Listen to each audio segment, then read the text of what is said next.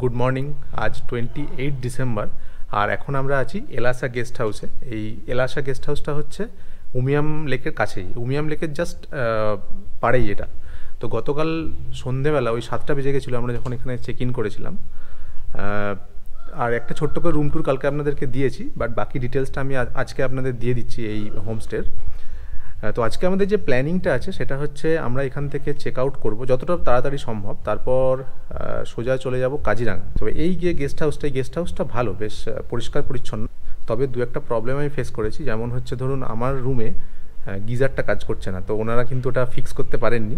তো ওনারা বলেছেন যখন আপনাদের দরকার হবে গরম জল আপনারা বলবেন, কিন্তু সেটা একটু প্রবলেমেটিক, কারণ তার জন্য তো আমাকে 10-15 মিনিট ওয়েট করতে হবে।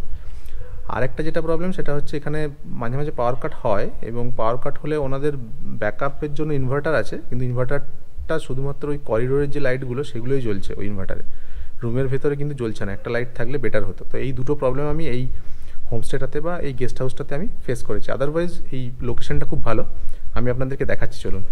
এটা ছিল আমাদের রুম, এই গ্রিন রুম, আর একটা আছে ওই ইয়েলো যে রুমটা, ওইটাই দুটো রুম আমাদের অ্যালোকেট করা হয়েছে। আর এই সামনে এটা হচ্ছে করিডোরটা কিন্তু বেশ সুন্দর। দেখুন এখানে আপনার গাছ টাছ রাখা হয়েছে টবের মধ্যে, বেশ সুন্দরভাবে সুসজ্জিত। আর এই একটু আগে আমি কথা বলছিলাম এইখানে এই এই বারান্দাটাতে, এই বারান্দাটাও বেশ ভালো। সামনে একটা সুন্দর ভিউ পাওয়া যাচ্ছে, এখানে পাইনের জঙ্গল, আর উমিয়াম লেকটা ওইদিকে আছে, আমি দেখাচ্ছি আপনাদেরকে। আর এখানে এই হচ্ছে এন্ট্রি, মেন রাস্তা থেকে এইটা হচ্ছে ঢোকার অ্যাপ্রোচিং রোড। আর এখানে ক্রিসমাস ছিল তো দুদিন আগে, সেই জন্য আরও সুন্দরভাবে মানে সাজানো গোছানো রয়েছে এই গেস্ট হাউসটা।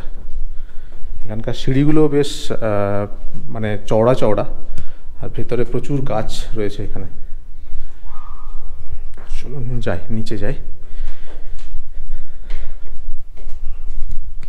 এই হচ্ছে এলাসা গেস্ট হাউস, আর এইখানে সামনে রয়েছে পার্কিং স্পেস, অনেকটাই পার্কিং স্পেস আছে, অনেকগুলো গাড়ি এখানে থাকতে পারবে। আর এই প্রত্যেকটা ফ্লোরে একটা করে কমন ব্যালকনি আছে। আর এই সামনের দিকে একটা সিঁড়ি আছে, এই সিঁড়ি দিয়ে এখানে একটা ছোট্ট গার্ডেনের মতো করা আছে, যেখানে কিছু বসার অ্যারেঞ্জমেন্ট রয়েছে।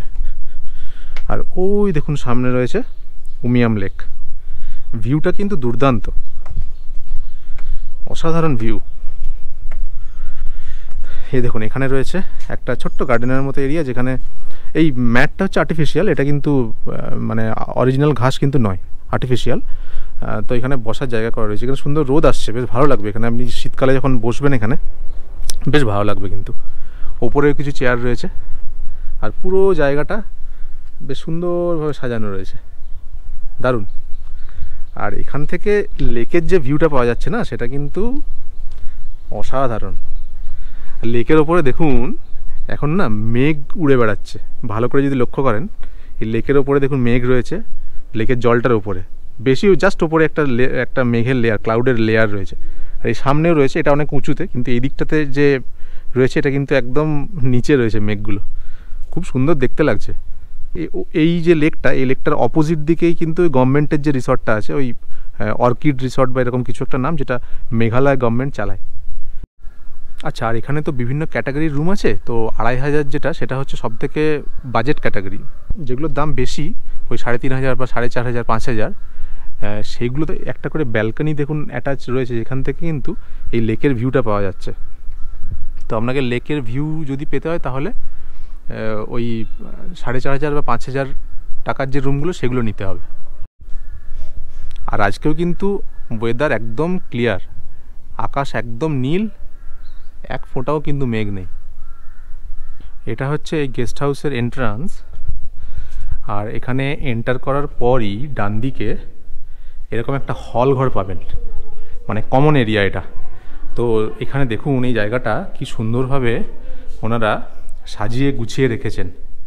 ওই সামনে রয়েছে একটা ক্রিসমাস ট্রি, এটা ক্রিসমাস ছিল সেই জন্য এটা রাখা হয়েছে। আর তাও বাকি দেখুন এখানে এই যে চেয়ার, এখানে সেন্টার টেবিল, এখানে এদিকেও চেয়ার রয়েছে, এখানে সোফা রয়েছে, দারুণ, খুব ভালোভাবে কিন্তু সাজিয়ে গুছিয়ে নিট অ্যান্ড ক্লিন করে রেখেছেন কিন্তু এই কমন এরিয়াটা। আর তার সাথে এখানে এই বাচ্চাদের খেলার জন্য ওনারা কিছু এরকম ব্লকস এগুলো রেখেছেন এখানে। কিছু ছোটো ছোটো খেলার সরঞ্জাম রয়েছে, তো বাচ্চাদের জন্য কিন্তু বেশ ইন্টারেস্টিং, বেশ এনজয়েবল। আর এটা তো ওনাদের রিসেপশন ডেস্ক। আর চলো নিচে যাই, ওনাদের যে ডাইনিং এরিয়াটা সেটা হচ্ছে নিচে। গতকাল রাতে আমরা এখানে এসেছিলাম। প্রত্যেকটা জায়গা কিন্তু বেশ সুন্দরভাবে ডেকোরেট করা রয়েছে। যেটা হচ্ছে ডাইনিং এরিয়া ওনাদের। এখানে রয়েছে একটা সোফা, আর এদিকের এই ওয়ালটা একটু দেখুন, ক্রিসমাসের জন্য ওনারা কি সুন্দরভাবে সাজিয়েছেন। আর এটা হচ্ছে খাবার জায়গা, আর ওইদিকে আছে কিচেন। আর এখান থেকেও দেখুন একটা লেকের খুব সুন্দর ভিউ পাওয়া যাচ্ছে। রাত্রিবেলা আমরা খাওয়ার সময় তো দেখতে পাইনি, তো ব্রেকফাস্ট যখন আপনি করবেন তখন কিন্তু ব্রেকফাস্ট বা লাঞ্চের সময় একটা খুব সুন্দর ভিউ দেখতে দেখতে আপনারা খেতে পারবেন এখানে। দারুণ। তো ওভারঅল আমার এই গেস্ট হাউসটা বেশ ভালোই লেগেছে। যে ইস্যুটার কথা বললাম ওটা আছে, আদারওয়াইজ কিন্তু এই গেস্ট হাউসটা কিন্তু খুব পরিষ্কার পরিচ্ছন্ন এবং ওয়েল মেনটেন্ড। তো এখন ঘড়িতে সময় হয়ে গেছে প্রায় 6:45। তো আমি এখন রেডি হয়ে, এখানে ব্রেকফাস্ট মনে হয় 8টার থেকে শুরু হয়, কিন্তু আমি ওনাদেরকে বলেছিলাম যে একটু আগে ব্রেকফাস্ট রেডি করে দেওয়ার জন্য। দেখি ওনারা যদি করতে পারেন তাহলে খুবই ভালো হয়। আচ্ছা, আরেকটা জিনিস বলে রাখি, যে এখানে যে এই ট্যারিফটা আছে 2500, সেটা কিন্তু কমপ্লিমেন্টারি ব্রেকফাস্ট ইনক্লুড করে। ব্রেকফাস্ট এখানে ইনক্লুডেড। তো এখান থেকে ব্রেকফাস্ট করেই আমরা বেরোবো কাজিরাঙার উদ্দেশ্যে। যে ব্রেকফাস্টটা আমাদের দিয়েছে ব্রেড না এটা হচ্ছে স্যান্ডউইচ, তার সাথে এটা হচ্ছে অমলেট, আর এটা ছোলার ডালের মতো কিছু একটা লাগছে। এটা টেস্ট করলে বোঝা যাবে। হ্যাঁ, অরেঞ্জ। আচ্ছা, আমি যেটা বলছিলাম যে ছোলার ডালের মতো, এটা অ্যাকচুয়ালি সসের কমপ্লিমেন্টারি, মানে স্যান্ডউইচের সাথে যে সস থাকে, সসের বদলে ওনারা এটা বানিয়েছেন। ওভারঅল এটা খুব বেটার, তাই না? মানে স্যান্ডউইচ, ভেজ স্যান্ডউইচ, তার সাথে আয়দার পোচ বা অমলেট। হ্যাঁ, আর সেটা কিন্তু অরেঞ্জ, খুব সুন্দর। হ্যাঁ, এই যে গেস্ট হাউসটা আছে, এই গেস্ট হাউসটা আপনারা কনসিডার করতে পারেন। মানে শিলংয়ের ভেতর, শিলং এখান থেকে শিলংয়ের ডিস্টেন্স আছে কিন্তু 22 কিলোমিটার্সের মতো, কি আর একটু বেশি হবে হয়তো। কিন্তু শিলংয়ের যেমন পুলিশ বাজার এরিয়া যেখানে আমরা ছিলাম, সেটা তো কিন্তু ছিল খুবই কনজেস্টেড। তাই যদি প্রপার শিলংয়ে থাকার কোনো রিকোয়ারমেন্ট না থাকে, সেক্ষেত্রে আপনারা এই গেস্ট হাউসটাকে কিন্তু চুজ করতে পারেন। উমিয়াম লেকের কাছে, এটা লোকেশনও খুব ভালো, শান্ত নিরিবিলি, আর একদম এখান থেকে লেক ভিউটা তো আপনাদেরকে দেখালামই, দারুণ লাগছে। আর ধরুন এই যে 25শে ডিসেম্বর, মানে এই টাইমটাতে, ক্রিসমাসের টাইমে, এই টাইমে শিলংয়ের হোটেলের প্রাইস কিন্তু অনেক বেশি থাকে। সেই হিসাবে এখানে যে রুমগুলো রয়েছে, যেরকম পরিষ্কার পরিচ্ছন্নতা এনারা মেনটেন করেছেন, তাতে কিন্তু 2500 মানে আমার মনে হয় এটা রেটটা কিন্তু কমই নিচ্ছেন ওনারা। ইজিলি এই মানে সেম যে রুমে আছি, সেম ক্যাটাগরির রুম যদি আমি শিলংয়ে দেখতে যাই এই টাইমে, তাহলে মোর দ্যান 4000 কি 5000-এর কাছাকাছি কিন্তু চার্জ করে নেবে। তো যাই হোক, আপনাদের যদি উমিয়াম লেকের পাশে থাকার ইচ্ছে হয় বা উমিয়াম লেকের কাছাকাছি থাকার রিকোয়ারমেন্ট থাকে, তাহলে কিন্তু আপনারা এই এলাসা গেস্ট হাউস এটা কিন্তু কনসিডার করতে পারেন। তো এখন সময় হয়েছে 8:56, সকাল 9টা। তো আমরা স্টার্ট করলাম কাজিরাঙার জন্য। এখান থেকে 6 ঘন্টা তো লাগবেই, মাঝখানে আমাদের লাঞ্চের জন্য দাঁড়াতে হবে। ব্রেকফাস্ট অলরেডি আমরা করে নিলাম এখানে।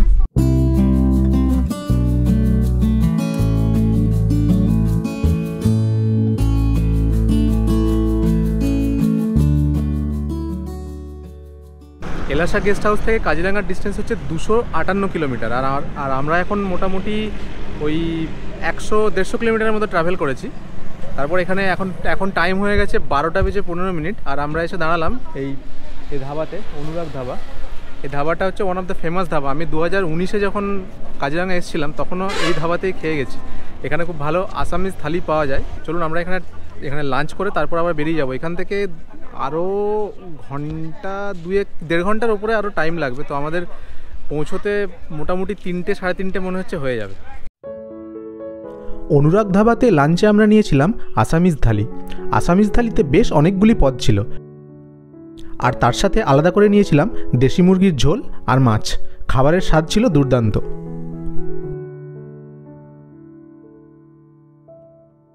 লাঞ্চ করে নেওয়ার পর আমরা এগিয়ে চললাম কাজিরাঙ্গা ন্যাশনাল পার্কের উদ্দেশ্যে।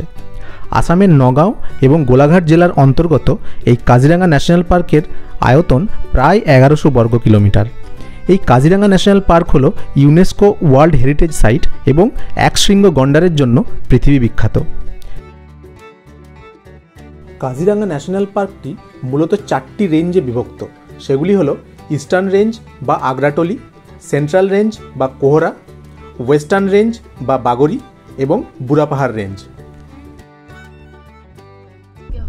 এই ডান দিকে যে চা বাগানগুলো দেখা যাচ্ছে এগুলো হচ্ছে বুড়াপাহাড় টি এস্টেটের অন্তর্গত এগুলো।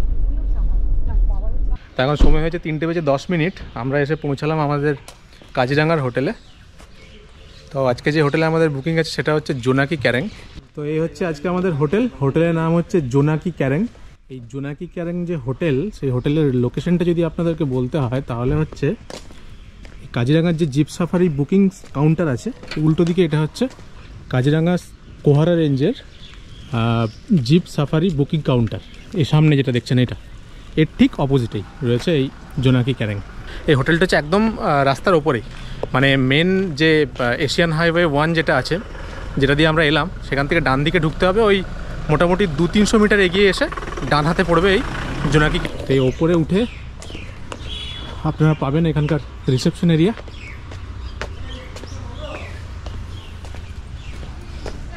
এই হচ্ছে ওনাদের রিসেপশন এরিয়া, সামনে রয়েছে রেস্টুরেন্ট। আমরা অলরেডি চেক ইন ফর্মালিটি সেরে নিয়েছি। আমাদের দুটো রুম, 101 আর 102 নাকি রুম? আচ্ছা, এই রুম নাম্বার 101 আর এই রুম নাম্বার 102, এই দুটো রুম দিয়েছে আমাদের। এই হচ্ছে এখানকার রুমটা কিন্তু বেশ বড়। এখানে এই হচ্ছে বেডটা কিন্তু 3 জন শোয়ার পক্ষে যথেষ্ট বড়। এখানে রয়েছে দুটো চেয়ার, একটা টেবিল, এখানে রয়েছে একটা বড় সাইজের আলমারি, এসি আছে, এসি তো এখন লাগবে না। আর এই হচ্ছে টিভি দেওয়া আছে, এখানে রয়েছে ড্রয়ার, একটা জাগ রয়েছে, আর এই হচ্ছে ওয়াশরুমে গিজার আছে, এই হচ্ছে বেসিন, এদিকে হচ্ছে কোমোড, স্ট্যান্ডার্ড সাইজ, ঠিকঠাক। রুমটা কিন্তু স্পেসিয়াস অনেক, তাই না? হ্যাঁ, স্পেসিয়াস, রুমটার বেডটা অনেক বড়। এদিকে কি দেখা যাচ্ছে রে? আচ্ছা, এখানে এমনি ব্যালকনি তো নেই, তবে এই জানলা দিয়ে বাইরে চা বাগান দেখা যাচ্ছে, সবুজ চা বাগান। আর একটা ভালো জিনিস করেছে এখানে, সেটা হচ্ছে এই যে এই সার্ভিসের সুইচটা, এটা টিপে সার্ভিস কল করতে পারেন আপনি।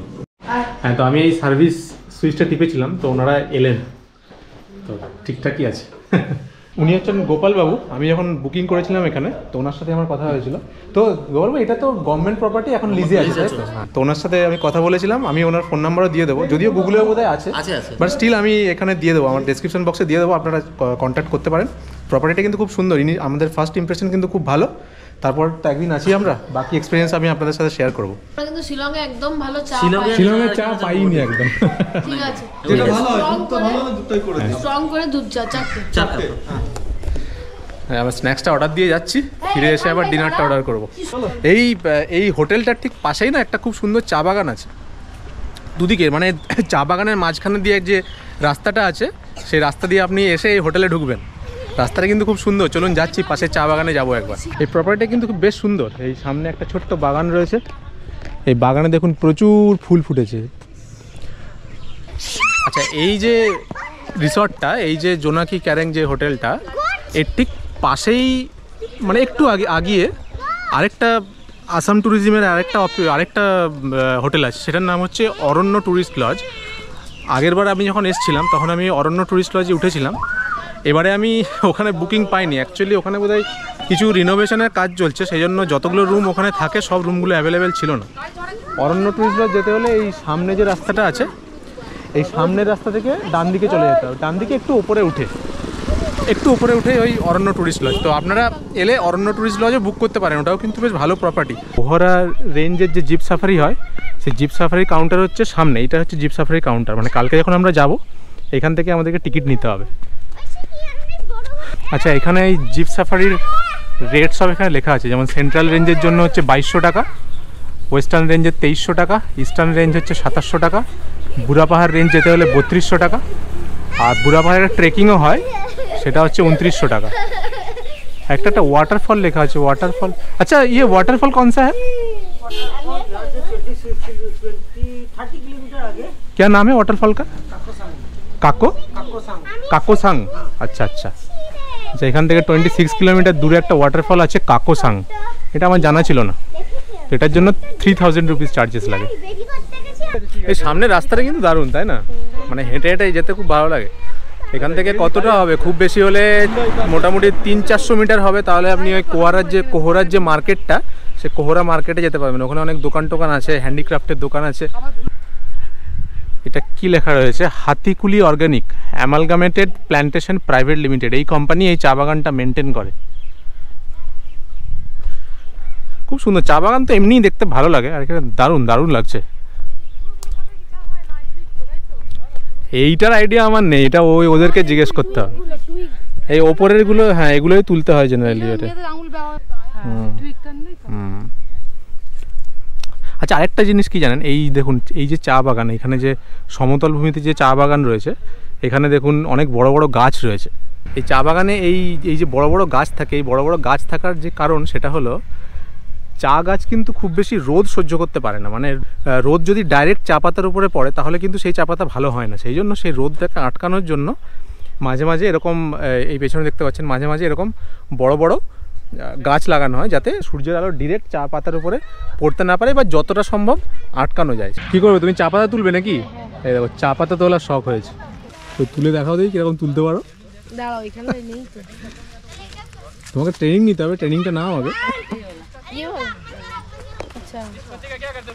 আরে চা পাতা তুললেই হবে, এবার উপরে তো পেছন দিকে তো ফেলতেও হবে।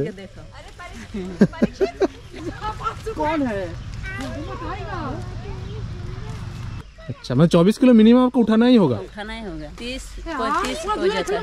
अच्छा अच्छा अच्छा, 30-35 हो जाता है। হোটেলে আসার এই রাস্তাটা কিন্তু খুব সুন্দর, দুদিকে চায়ের বাগান আর মাঝখান দিয়ে এই সুন্দর রাস্তা।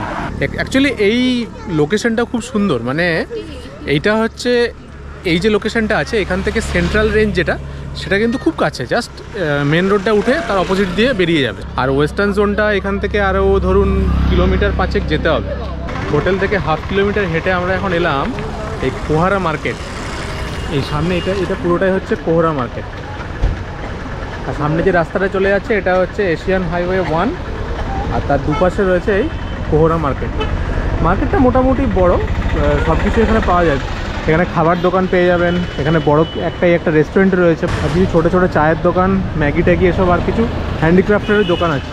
আর এই সোজা যে রাস্তাটা, এটাই চলে যাচ্ছে আপনার ওই সেন্ট্রাল রেঞ্জের দিকে, যেটা আমরা আগামীকাল যাব। এটা হচ্ছে কাজিরাঙ্গা সুভেনিয়ার শপ। এই যে এখানে হচ্ছে গন্ডার হচ্ছে এখানকার ট্রেডমার্ক, সেজন্য এখানে ম্যাক্সিমামই পাওয়া যায় তোমার এই গন্ডার। এখানে বিভিন্ন টাইপের আপনি রাইনও দেখতে পাবেন, বিভিন্ন সাইজের, বিভিন্ন টাইপের। ইয়াররিং, হ্যাঁ বাঁশের মনে হচ্ছে। এটার নামটা কি বললেন? এটা হচ্ছে গগনা। গগনা, গগনা যখন লেডিস গুলি নাচতে নাচতে এটা হচ্ছে এর স্কেল থাকে, যেরকম আমার বাঁশুরি A B C সা রে গা মা, এটা স্কেল থাকে। আমিও তো ভালো করে জানিনি, লেডিস এটা মাউথে বাজায়। আচ্ছা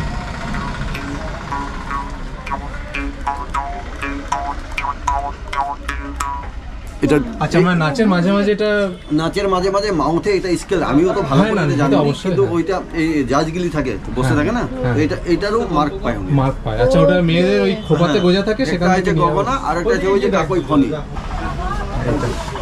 এটা হচ্ছে ফনি, ফনি। এটা হচ্ছে কাকই ফনি। ফনি মিন্স চিরুন, চিরুনের মতো আছে না, আর এটা হচ্ছে গগনা। এইরকম দুইটা এরকম পরে উনিরা এই খোপাই দিয়ে, আর ডান্স করতে করতে ঘুরতে ঘুরতে এই মাইক্রোফোনে এটা বাজায়, টিটিও টিটিও টিও। এটা লাগবেই, বিহু যদি এটা দুইটা না হয় তাহলে ও নাচনি না।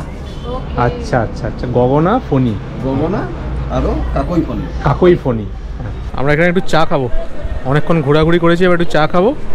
এই চা হচ্ছে, আর ওই ওখানে হচ্ছে ছোটো ছোটো ওগুলো হচ্ছে আলু পকোড়া। আলু পকোড়া হচ্ছে 10 টাকা করে প্লেট। চাটা ভালো এখানে। আসামের চা ভালো না হলে আর কোথাকার চা ভালো হবে, তাই না?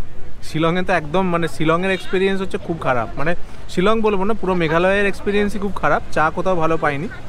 মেঘালয় হলে মাউলিন বড় যে কফিটাকে, হ্যাঁ ওই মাউলিন লংয়ে গেছিলাম না, ওখানে যে চাটা বানিয়েছিল ওটা ভালো ছিল, মাউলিন লংয়ের চাটা ভালো ছিল। তারপরে এই আসামে গেলাম, আসামে চাটা ভালো। এটা হচ্ছে এখানকার ডাইনিং এরিয়া, অনেকটা বড়, অনেকগুলো বসার জায়গা করা আছে, অনেকটা ওই এটা এই কী বলে আমরা আগেবার ওই অরণ্য টুরিস্ট লজে এসেছিলাম সেরকম টাইপেরই সেট আপ, সেমই সেট আপ লাগছে আমার। কী আছে আজকে আমাদের স্ন্যাক্সে আছে, এটা কি, এটা তো পেঁয়াজ অনিয়ন পকোড়া না? অনিয়ন পকোড়া আর ফ্রেঞ্চ ফ্রাইস, আর তার সাথে ওদিকে আছে চা।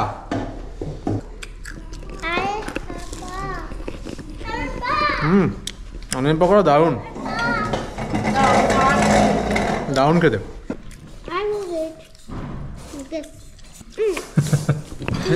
আসামে এসে কফি খেলে কি আর হয়, আসামে এসে চাই খেতে হবে। দুটো তো মানে চাটা দারুণ। চিনি নি কি না ঠান্ডা কিন্তু সেরকম নেই, না ঠান্ডা সেরকম ঠান্ডা দেখো চিনি ঠান্ডাটা একটু থাকলে ভালো হতো মনে হচ্ছে। শিলংয়েও বেশি ঠান্ডা ছিল না, কিন্তু ব্যাস শিলংয়ে ঠিক আছে, সেই মনে হচ্ছিল বেশি ঠান্ডা। শিলংয়ে ঠান্ডা ছিল, ছিল না তো, তুমি তোমার মতো মানুষের ছিল 10 ডিগ্রি ঠান্ডা ছিল শিলংয়ে। না, মোটেই এটা কি করে ঠান্ডা হয়? যথেষ্ট ঠান্ডা লেগেছিল, তিনজনের ঠান্ডা লেগেছে, একজনের নয়, তার মানে সেটা ঠান্ডার ব্যাপারে ওর উক্তি শুনলে বেকার মিসগাইডেড হবেন, একদমই শুনবেন না। আমি যেটা বলছি সেটা ঠিক। মানে এখানে হোটেলের সার্ভিস কিন্তু খুব ভালো। আমরা বলেছিলাম 8:45 রেডি করতে, ওরা 8:30টার সময় রেডি করে আমাদেরকে ডাকছে। সার্ভিস খুবই ভালো, খুবই ভালো, খাওয়া দাওয়া ভালো। আমরা স্ন্যাক্স যে খেলাম সেটাও কিন্তু খুব ভালো ছিল, মানে অনেকটা একই রকম। ধরো আমি আগের বারে যখন অরণ্য রিসর্টে এসেছিলাম, ওনাদের ওখানেও খাবার দাবার সার্ভিস ভালো ছিল, খাবার দাবারের কোয়ালিটিও ভালো, টেস্ট খুব টেস্টি ছিল। এখানেও একই রকমই দেখছি। চলো এখন ডিনার টাইম, চলো। আচ্ছা, ডিনারে আজকে আমরা অর্ডার দিয়েছিলাম রাইস, এটা হচ্ছে মিক্সড ভেজ, এটা হচ্ছে ডাল ফ্রাই, আর এটা হচ্ছে চিকেন। 3 প্লেটের 3 প্লেট, হ্যাঁ না, 3 প্লেট চিকেন ছিল। আর তার সাথে আমরা দিয়েছি রুটি। হ্যাঁ, মেঘালয়ে কিন্তু রুটি সব জায়গায় পাচ্ছিলাম না, ওখানে রুটিটা সেরকমভাবে ওখানকার রুটির প্রচলন নেই, সেই জন্য এখানে আজকে রুটি খাবোই ঠিক করেছিলাম। নাও না রুটিটা, রুটি একটা করে নিই আগে। আমাকে ওইখান থেকে ডাল ফ্রাইটা দাও তো একটু, বাবাদের নিয়ে নিয়ে যান, গরম আছে। কেমন লাগছে রুটি? খুব ভালো, অনেকদিন পর এত ভালো রুটি খাচ্ছি। এই আমরা আলু দিয়ে চিকেনের ঝোল বানাতে বলেছিলাম, একদম আলু দিয়ে আমাদের কলকাতার মতো চিকেন বানিয়ে দিয়েছে একদম। বা মিক্স ভেজ তো ভালো হয়েছে। এটা হচ্ছে পুরো একদম মানে এখানকার লোকাল চিকেন, মানে দেশি চিকেন, পোলট্রি নয়।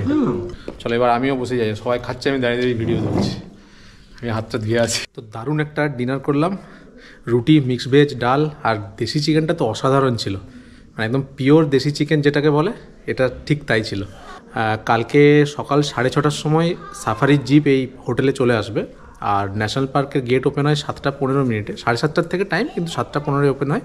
তো এখন যেহেতু ভিড় একটু বেশি হচ্ছে, সেই জন্য আমাদেরকে তাড়াতাড়ি পৌঁছতে হবে গেটে, নাহলে আবার অনেক লম্বা লাইন হয়ে যাবে। তো ভিডিওটা আমি এখানেই শেষ করছি। তো আপনারা আমার আগের ভিডিওগুলো দেখুন, আমি ডেসক্রিপশন বক্সে লিঙ্ক দিয়ে দেবো। ভিডিওগুলো কেমন লাগছে সেগুলো কমেন্ট করে জানান, আর ভিডিও যদি আপনাদের ভালো লাগে তাহলে লাইক করুন এবং শেয়ার করুন সবার সাথে। আর আমার চ্যানেল স্টোরি অফ লেন্স, এটাকে সাবস্ক্রাইব করতে ভুলবেন না। আপনারা ভালো থাকুন, সঙ্গে থাকুন, ধন্যবাদ। আবার দেখা হবে পরের পর্বে।